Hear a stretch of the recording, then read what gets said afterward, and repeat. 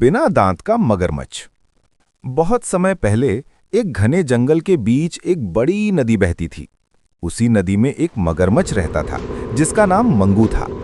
मंगू बाकी मगरमच्छों से अलग था क्योंकि उसके दांत नहीं थे।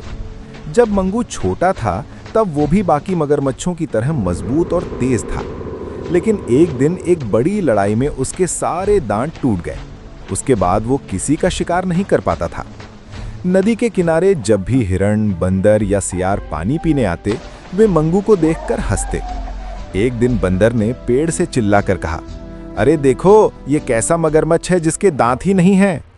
सभी जानवर जोर जोर से हंसने लगे। मंगू बहुत दुखी हो गया। वो सोचने लगा, मैं बिना दांत के क्या कर सकता हूं? शायद मैं किसी काम का नहीं हूं। एक दिन नदी में रहने वाले एक बूढ़े कछुए ने मंगू को उदास देखा। कछुए ने कहा, मंगू, दुखी क्यों हो? मंगू बोला, मेरे दांत नहीं हैं, इसलिए मैं कमजोर हूं, सब मेरा मजाक उड़ाते हैं। कछुआ मुस्कुराया और बोला, ताकत सिर्फ दांतों में नहीं होती, अक्ल और दिल में भी होती है। कुछ दिनों बाद जंगल में एक बड़ा शिकारी आ गया। वो जानवरों को पकड़ने के लिए नदी के पास जाल लगाने लगा।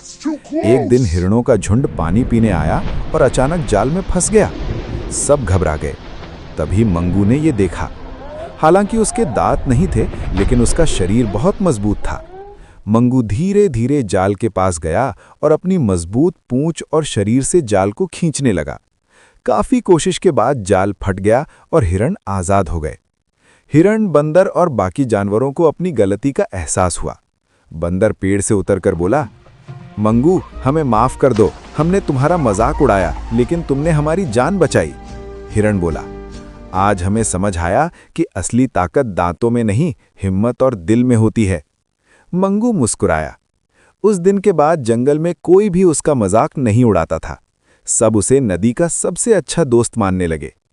इस कहानी से ये सीख मिलती है कि किसी की कमी देखकर उसका मजाक नहीं उड़ाना चाहिए, क्योंकि हर किसी के अंदर कोई ना कोई खास ताकत होती है।